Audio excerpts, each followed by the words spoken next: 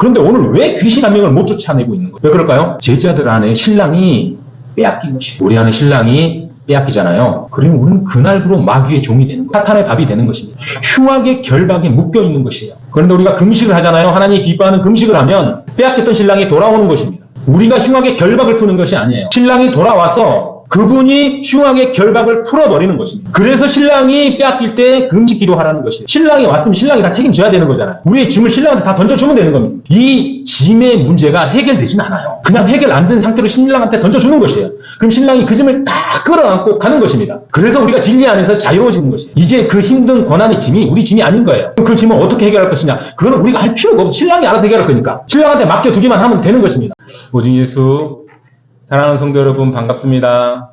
오늘은 누가복음 5장 33절에서 35절로 제목이 무엇일까요? 네, 신랑을 빼앗기리니라는 제목으로 말씀을 나누겠습니다. 오늘 비유 세 번째 시간입니다. 지난주에는 몇 번째 시간이었죠? 그렇죠. 비유 두 번째 시간이었습니다. 오늘 본문은 두 번째 시간에서 그대로 붙어있는 본문이에요. 지난주에는 뭔 내용이 있었냐면 예수님께서 세리 레위를 제자로 부르고 레위가 너무 감사하여 예수님을 위하여 큰 잔치를 벌이는데 그때 세리 친구들과 동네 사람들을 다 데리고 와요. 그것을 바라보고 있는 서기관과 바리새인들이 너희들은 왜 죄인들과 먹고 마시느냐 하고 비방을 합니다. 그때 예수님이 딱 한마디로 끝내버리시죠. 그런 죄인들을 위해서 내가 왔다. 그래서 여기서 먹고 마시는 게 당연하다. 그래서 비유 2가 끝났어요. 그러면 비유 3에서는 또 다른 얘기가 나와야 되는데 이 서기관과 바리새인들이 가만히 있지 않죠. 또 다른 비방을 합니다. 어떤 비방을 하냐면 이제 이 먹고 있는 것 자체를 가지고 이제 비방을 하는 거예요. 자, 우리들은 금식을 하는데 너희들은 왜 금식을 하지 않느냐? 여러분, 예수님의 제자들이 금식을 안 했을까요? 금식을 했을 거예요. 그죠? 근데 금식을 안 했다고 지금 강하게 비방을 하는 거예요. 여기서 우리는 뭘 할 수 있냐면 왠지 그 반대 아닌 반대를 위한 반대를 하는 느낌. 그래서 예수님이 또 여기서 대꾸를 또 멋있게 합니다. 그거는 왜 그러냐면 혼인잔치에 있을 때는 신랑이 같이 있잖아. 그러면 혼인잔치 손님들에게 어떻게 금식을 시키겠느냐. 먹고 마시는 게 당연한 거 아니냐? 그런데 너희들이 그렇게 금식에 대해서 주장을 하니 내가 한마디 하겠다. 언제 금식을 해야 하냐면 그것은 신랑을 빼앗길 날이 오리니 신랑을 빼앗기리니 그때 금식할 것이야 라고 얘기를 합니다. 여러분 오늘 본문이 금식으로 시작을 합니다. 자, 금식이 뭔지 잘 아시죠? 금식이 너무 쉬워요. 그냥 어렵게 생각하지 말고 그냥 밥을 굶는 거예요. 밥을 안 먹으면 금식이에요. 자, 밖에 있는 세상 사람들은 금식을 하기도 합니다. 무슨 병원 치료 때문에 금식을 하기도 하고, 그 다음에 다이어트 때문에 살을 빼려고 금식을 하기도 해요. 그렇지만 우리들은 그렇게 금식을 한다고 얘기하진 않습니다. 최소한 기독교인이라 그러면 금식을 하는 이유는 자기 부인에 들어가는 것이죠. 나를 괴롭게 하는 최소한 나의 그 생명을 담보하는 일용할 양식을 곡기를 끊음으로써 내가 하나님 앞에 간절히 나아갑니다. 그러니 하나님 제 사정을 좀 봐주시고 제가 내놓는 뭔가를 좀 들어주십시오. 이게 단어 선택이 좀 불편하긴 하지만 사실이에요. 여러분 뭔가를 구하기 위해서 금식을 하는 게 기독교인의 금식 맞습니다. 그냥 아무 이유 없이 다이어트하기 위해서 금식하는 건 아니에요. 그럼 금식과 기도는 다를까요? 같을까요? 다르지만 금식이라는 단어가 들어가면 같아요. 왜냐하면 금식만 하고 기도를 안 하는 사람은 없잖아요. 그래서 앞으로 뭐 금식이라는 단어가 나온다. 그러면 그것은 기도를 포함하고 있구나 라고 보시면 될 것 같습니다. 자, 오늘 제목은 금식인데 오늘 본문은 금식인데 사실 제목은 금식하고 전혀 관계없는 이상한 얘기가 나와요. 신랑을 빼앗기리니. 여러분 금식과 신랑을 빼앗기는 게 어떤 상관관계가 있을까요? 궁금하시죠? 저도 궁금합니다. 그래서 오늘 본문을 들어가 보려고 합니다. 하나님께서 오늘 본문을 통해서 우리에게 금식과 신랑을 빼앗기는 어떤 상관관계가 있는지 알려주실 때 깨닫는 저와 여러분이 되시기를 바랍니다. 이제 본문으로 한 발 한 발 들어가 보겠습니다. 첫 번째 본문 누가복음 5장 33절 다 같이 읽겠습니다. 그들이 예수께 말하되 요한의 제자는 자주 금식하며 기도하고 바리새인의 제자들도 또한 그리하되 당신의 제자들은 먹고 마시나이다. 아멘. 자, 본문은 요한의 제자들과 바리새인들을 한 묶음으로 끌고 가고 있어요. 마태복음에 가면 병행 구절이 똑같이 나오는데요. 그때는 요한의 제자들이 이 얘기를 합니다. 결국에는 율법을 지키고 지극히 거룩한 생활을 하는 요한의 제자들과 바리새인들은 한 묶음으로 보고 있는 것이에요. 그들이 바로 은혜의 제자인 예수님의 제자들에게 지금 비방의 질문을 하고 있는 것입니다. 여러분, 아까도 말했지만 예수님의 제자들이 금식을 했을까요? 안 했을까요? 자, 마태복음 6장에 보면 예수님께서 제자들에게 이런 얘기를 해요. 너희들 금식을 하려면 말이야, 좀 환한 얼굴로 해. 머리에 기름도 바르고 처치한 모습으로 나는 금식함네 이런 거 자랑 좀 하지 마. 금식은 사람들에게 하는 게 아니야. 하나님께 하는 거잖아. 이렇게 금식을 가르칩니다. 그리고 본인도 보면서 세례 이후에 40일간의 광야 금식을 하죠. 예수님과 제자들은 당연히 금식을 하고 있다고 봐야 되는 거예요. 그런데 왜 서기관과 바리새인들은 제자들이 금식을 안 하고 있다고 얘기할까요? 자, 어떻게 보면 되게 기분 나쁜 거야. 오늘 밥을 먹고 있는데 왜 거기 와가지고 걔도 안 건든다는데 금식 얘기를 왜 거기서 하냐고. 꼭 굳이 이 시간 이날에 예수님과 제자들이 큰 잔치를 벌이고 있는데, 그것은 왜 그러냐면 다음 구절을 읽어보면 우리가 충분히 답을 알 수 있습니다. 이제 다 같이 읽겠습니다. 누가복음 8장 11절에서 12절. 바리새인은 서서 따로 기도하여 이르되 하나님이여, 나는 다른 사람들 곧 토색, 불의, 간음을 하는 자들과 같지 아니하고 이 세리와도 같지 아니함을 감사하나이다. 나는 일에 2번 금식하고 또 소득의 11조를 드리나이다 하고. 아멘. 이스라엘의 법에는 금식하는 날짜가 1년에 딱 하루가 있어요. 대속제일이라고 하는 7월 10일. 이날 하루만 금식을 해야 돼요. 그런데 이 사람들이 그만큼만 금식을 하다 보니까 자기의 죄가 다 회개가 안 되는 거예요. 그래서 좀 더 많은 금식을 하면서 많은 죄를 회개하면 하나님이 더 우리를 바라봐 주시겠지. 자기 의에 들어가 있는 것입니다. 그래서 만든 게 장로들의 유전이에요. 그래서 1년에 2번 금식을 하고 한 달에 1번 금식을 하다가 이제 급기야 일주일에 2번 금식을 하는 것이에요. 자, 기록에 의하면 월요일하고 목요일, 둘째 날, 다섯째 날 금식을 한다고 합니다. 오늘이 월요일인지 목요일인지는 몰라요. 그런데 오늘이 그 금식날인 거예요. 이들이 금식날로 정해놓고 하고 있는 그날인 거예요. 그날 지금 예수님이 잔치를 벌여서 제자들과 먹고 있는 거예요. 그러니까 당당하게 쫓아와서 얘기하는 거예요. 왜 금식날 먹고 있느냐. 예수님이 그때 뭐라고 대답하는지 누가복음 5장 34절. 예수께서 그들에게 이르시되 혼인집 손님들이 신랑과 함께 있을 때 너희가 그 손님으로 금식하게 할 수 있느냐. 지금 있잖아요. 세리 레위가 마태가 되면서 예수님을 위하여 큰 잔치를 벌이고 있어요. 근데 이것을 예수님이 혼인잔치라고 극상승을 시켜주는 것이에요. 그리고 내가 신랑이다. 내가 지금 여기 와 있고 이 많은 혼인잔치 손님들이랑 같이 잔치를 벌이고 먹고 마시고 있는데 뭐가 문제냐? 너희들은 혼인잔치 때 금식을 한다는 게 말이 된다고 생각하니? 이 말 속에는 뭐가 들어가 있냐면 너희들은 내가 신랑인지 모르는구나. 신랑이 있는데도 금식하는 왜곡을 하는구나. 너희들 얼마나 어리석은 짓을 하고 있는지 아니? 너희들의 금식은 잘못됐다. 예수님이 저 말 속에서 지적을 하고 있는 것이에요. 그러면 진짜 금식은 무엇이냐? 이제 예수님이 그걸 알려주시는 거예요. 자, 다 같이 읽어보겠습니다. 누가복음 5장 35절. 그러나 그날에 이르러 그들이 신랑을 빼앗기리니 그날에는 금식할 것이니라. 아멘. 이제 본문의 제목이 나왔죠. 신랑을 빼앗기리니. 본문을 읽었는데도 헷갈려요. 아니, 신랑을 빼앗긴 날 금식을 하나. 속 편하게 그냥 너희들 뭐 원하는 거 있을 때 금식해. 그럼 내가 다 들어줄게. 뭐 구약 때 그런 기도 많잖아요. 지금도 그렇고. 왜 자꾸 신랑을 갖다 들이대면서 그것도 지금 신랑이 같이 밥을 먹고 있는데 신랑이 어디 가는 것처럼 빼앗기는 것처럼 얘기를 할까요? 맞습니다. 성경학자들이 이런 얘기를 해요. 이 상황을 뭐라고 얘기하냐면 예수님의 십자가 사건이다. 우리에게 오신 예수님이 어느 날 십자가에 못 박혀 돌아가실 것이다. 그때를 상징하고 있다. 그때 우리는 애곡하고 금식을 해야 되는 것이다.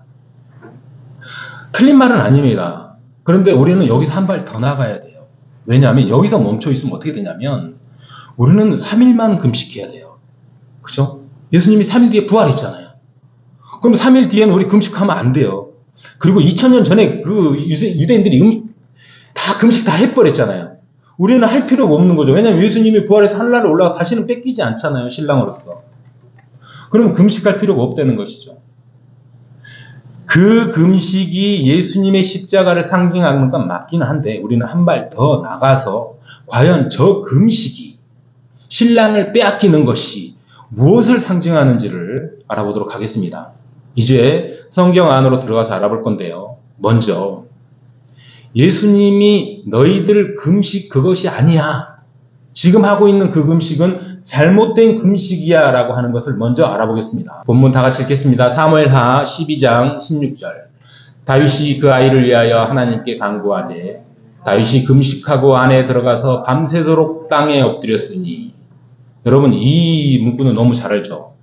우리아의 아내 밧세바를 취한 다음에 그 사이에 아들이 하나 태어나요. 근데 이 아들이 죽는다는 예언을 받습니다. 그 다윗이 엎드려서 기도를 하고 금식을 하는데 아이를 위해서예요. 자기 죄를 먼저 회개한다는 말이 없어요. 아이가 죽게 됐으니까 살려주세요라는 기도를 먼저 하고 있는 겁니다. 서기관과 바리새인들 자기에 의해 장로들이 유전해 하는 정결례로 지금 기도를 하고 있는 것입니다. 그래서 하나님이 아들을 죽여버리는 거예요. 금식을 했지만 하나님의 마음에 합한 자, 이스라엘의 가장 위대한 왕 다윗이 금식까지 하면서 기도를 했는데 안 들어주시는 거예요. 이제 다음으로 넘어가 보겠습니다. 에레미야 14장 12절 다 같이 읽겠습니다. 그들이 금식할지라도 내가 그 부르짖음을 듣지 아니하겠고 번제와 소제를 드릴지라도 내가 그것을 받지 아니할 뿐 아니라 칼과 기근과 전염병으로 내가 그들을 멸하리라. 아멘. 이스라엘이 우상 숭배를 합니다. 그래서 하나님이 진노하세요. 그래서 너희들을 바벨론 포로로 70년간 보내버릴 거야.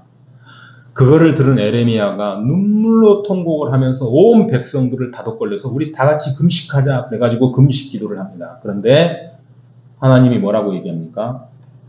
금식하지 마라 그래요. 너희들이 부르짖어도 내가 안 듣겠다 그러는 거예요. 근데 거기까지만 가도 괜찮은데 칼과 기근과 전염병으로 이제 완전히 멸절시켜버리겠다는 무서운 예언을 하십니다. 왜 그럴까요? 아니 왕이 기도해도 안 들어. 선지자가 기도해도 안 들어. 온 백성이 금식하면서 기도해도 안 들어. 왜 안 듣는 거예요 대체 하나님은? 뭐가 불만이신 거예요? 하나님이 이 기도를 이 금식을 안 듣는 이유가 있습니다. 그것은 바로 그들이 자기들을 위해서 금식한 거예요. 백성들이 회개의 자리에 가야 되는데 바벨론 포로에 안 가게 해달라고 지금 애원하고 있는 것이에요. 그게 두려운 것이에요. 자, 그것이 성경에 명확하게 나와 있습니다. 다 같이 읽겠습니다. 스가랴 7장 5절 6절. 온 땅의 백성과 제사장들에게 이르라. 너희가 70년 동안 5째 달과 7째 달에 금식하고 애통하였거니와 그 금식이 나를 위하여 한 것이냐. 너희가 먹고 마실 때 그것은 너희를 위하여 먹고 너희를 위하여 마시는 것이 아니냐. 아멘. 이제 정답이 나왔습니다. 하나님께서 원하지 않은 금식, 예수님께서 틀렸다고 말하는 그 바리새인들의 금식은 자기들의 의를 주장하기 위해서 자기들이 살고자 한 자기들의 앞길을 열어달라고 기도하는 것이에요. 하나님과 아무 관계없는 기도입니다. 그렇기 때문에 금식을 해도 안 들어주시는 것이에요. 금식한다고 다 들어주는 것이 아닙니다. 그러면 이제 신랑을 빼앗기고 그때 금식해야 되는 게 무엇일까요? 거기까지 찾아가 봐야 명확한 답이 나옵니다. 구약으로 가서 모세의 기도를 한번 들어가 보겠습니다. 여러분 모세가 시내산을 8번을 등정을 했어요. 그리고 마지막 3번 마지막 3번에 등정을 할 때는 40일간의 금식 기도를 3번 연달아 했어요. 금식 기도 중에 가장 많이 한 사람이 모세입니다. 자, 모세가 뭐가 필요했나요? 뭘 갈급해 했나요? 뭘 원했나요? 모세의 금식 기도는 그냥 하나님이 시켰어요. 아니, 그 노구의 몸을 왜 그 시내산까지 올라오라 가지고 금식 40일, 물도 안 먹는 그 힘든 금식을 시키냐고요. 그것도 3번씩이나. 그 금식의 결과로 우리에게 주어진 것이 무엇인가요? 십계명이다. 도돌판. 여기에 답이 있습니다. 여러분, 십계명은 누구를 상징하죠? 예수 그리스도를 상징합니다. 말씀이 기록된 두 돌판, 말씀이 육신이 되어 오신 예수 그리스도. 십계명은 예수님을 상징합니다. 성막의 울타리부터 성막 안에 있는 모든 집기류는 전부 다 예수 그리스도와 십자가를 상징합니다. 그 중에 핵심, 최고의 가치가 두 돌판이에요. 그래서 언약궤 안에 들어가 있는 것입니다. 아담 이후로 우리에게 있던 신랑은 빼앗겼습니다. 우리는 사탄의 종이 되었어요. 그런데 모세의 금식으로 인해서 신랑이 돌아오는 것입니다. 우리에게. 십계명이 돌아오시면 십자가가 돌아오면서 예수가 우리에게 돌아오는 것이에요. 신랑이 돌아오는 것입니다. 이게 바로 하나님이 기뻐하는 금식입니다. 다음으로 넘어가 볼까요? 에스더의 금식이 있습니다. 에스더 4장 16절 다 같이 읽겠습니다. 당신은 가서 수산에 있는 유다인을 다 모으고 나를 위하여 금식하되 밤낮 3일을 먹지도 말고 마시지도 마소서. 나도 나의 시녀와 더불어 이렇게 금식한 후에 규례를 어기고 왕에게 나아가리니 죽으면 죽으리이다 하리나. 아멘. 에스더가 금식을 해서 유대인이 살아났다고 생각하는 게 통상적인 우리 생각이죠. 여러분, 에스더가 금식 기도해서 유대인이 구원받은 게 아니에요. 지금 이 문맥을 잘 보면요, 이 금식 기도는 에스더를 위한 기도예요. 나를 위해서 금식하라 그래요. 수상궁에 있는 모든 유대인들에게 3일 동안 금식을 하되 나를 위해서 하라 그래요. 유대인이 살아남기 위해서 하나님의 도움을 청하기 위한 기도가 아니란 말입니다. 굉장히 이상한 기도죠. 예수님이 싫어하는 기도예요. 그런데 이 기도의 결과가 어떻게 됐는지 찾아가 보면 답이 나옵니다. 에스더는 믿음이 있는 사람이었지만 현재 믿음이 없어졌어요. 왕인 아하소로의 왕과 결혼을 하면서 왕비로의 풍족한 삶에 만족하고 있었던 것입니다. 하만의 계계에 의해서 온 유대인이 죽어가야 되는, 죽을 상황이 생겼어요. 근데 모르드게가 조카 에스더에게 네가 왕 앞에 나가서 우리의 사정을 얘기해줘라. 그러면 우리가 살 수 있지 않겠느냐? 그때 에스더가 뭐라 그래요? 부르지도 않는데 나가면 안 돼요. 나가면 바로 죽습니다. 저는 너무나 두렵습니다. 나갈 수가 없습니다. 에스더에게 신랑이 떠난 거예요. 에스더는 지금 신랑 없이 혼자 궁에서 살아가고 있습니다. 신랑을 빼앗긴 삶을 살고 있는 것이에요. 그래서 수상궁에 있는 모든 유대인들이 에스더를 위해서 기도하는 거예요. 에스더에게 신랑이 돌아오기를 바라는 간절한 기도를 하는 것이에요. 만일에 신랑이 돌아오지 않았으면 3일 뒤에 에스더는 왕 앞에 나갈 수가 없습니다. 두려워서 못 나가는 거예요. 그런데 나갔다는 얘기는 신랑이 돌아왔다는 얘기입니다. 빼앗긴 신랑이 에스더에게 돌아왔어요. 그래서 그 신랑이 에스더를 강하고 담대하게 왕 앞으로 나가게 하는 것입니다.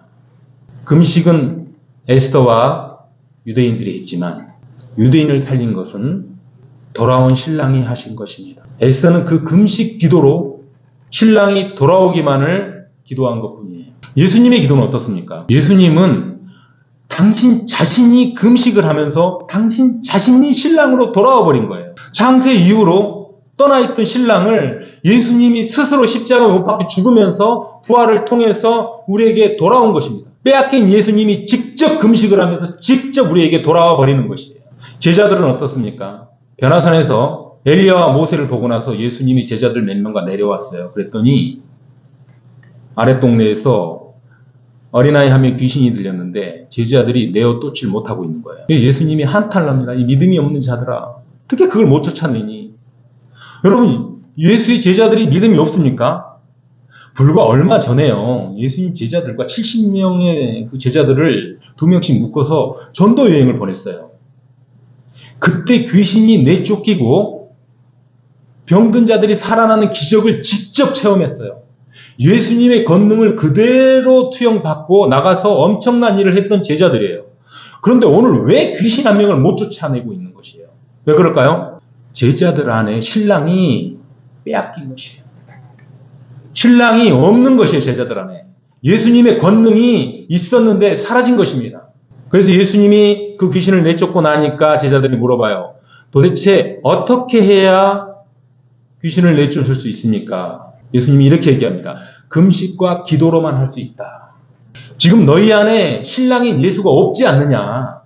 그때 금식을 해라는 내 말이 기억나느냐? 지금 금식을 하고 기도하고 신랑이 돌아오기를 구해라.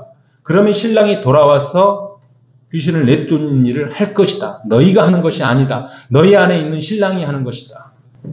이 모든 금식, 기도의 결과로 우리가 얻는 것은 무엇입니까? 신랑이 돌아옴으로 인해서 얻는 것은 무엇이에요?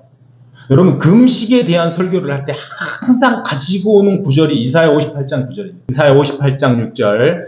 내가 기뻐하는 금식은 흉악의 결박을 풀어주며 멍에의 줄을 끌어주며 압제당하는 자를 자유하게 하며 모든 멍에를 꺾는 것이 아니겠느냐. 아멘. 우리 안에 신랑이 빼앗기잖아요. 그러면 우리는 그날부로 마귀의 종이 되는 거예요. 사탄의 밥이 되는 것입니다. 흉악의 결박에 묶여 있는 것이에요. 그런데 우리가 금식을 하잖아요. 하나님이 기뻐하는 금식을 하면 빼앗겼던 신랑이 돌아오는 것입니다. 우리가 흉악의 결박을 푸는 것이 아니에요.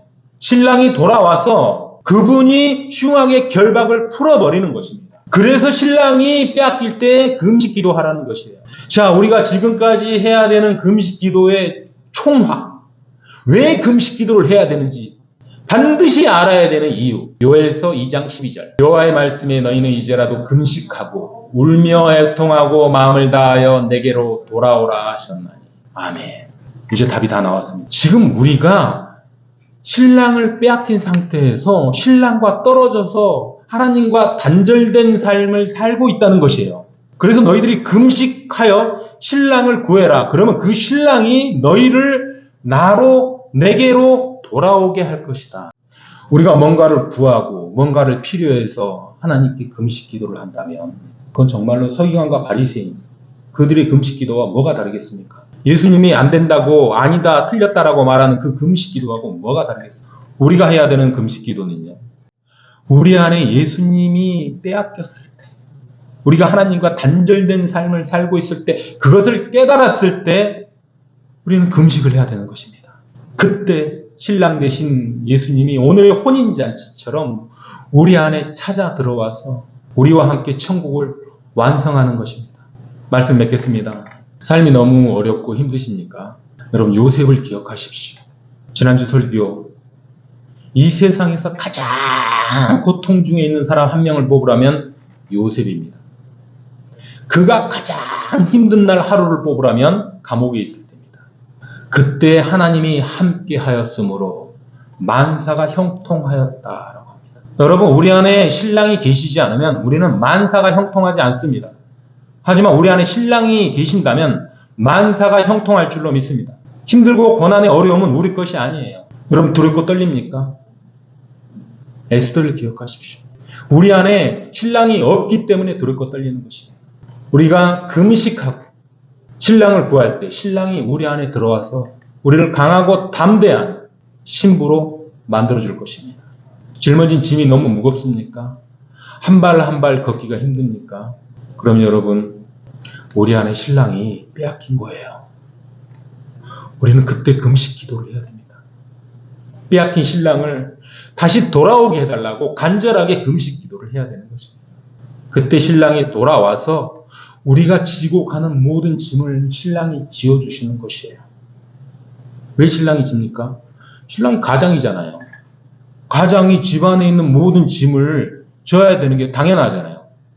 신부가 짐을 지고 있어요. 무거워 힘들어 죽을 것 같아.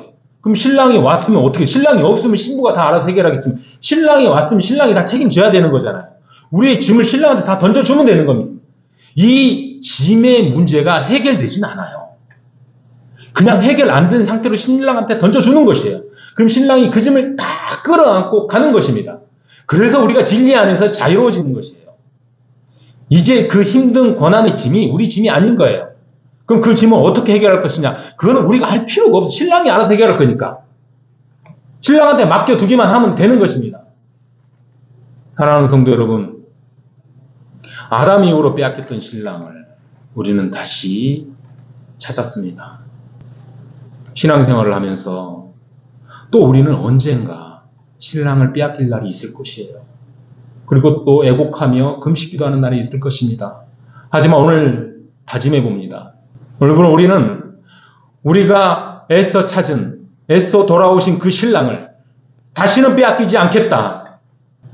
오늘 하루하루가 우리의 남은 모든 삶이 신랑의 손잡고 신랑과 함께 동행하는 혼인잔치가 되는 그런 날이 되기를, 저와 여러분이 그런 날을 살아가기를 예수님의 이름으로 축복합니다.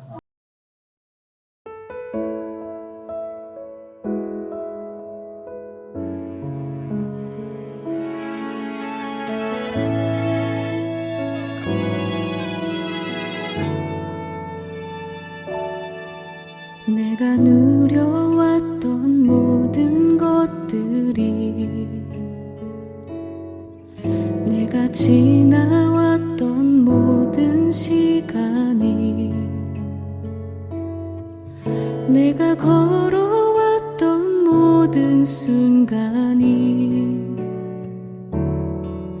당연한 것 아니라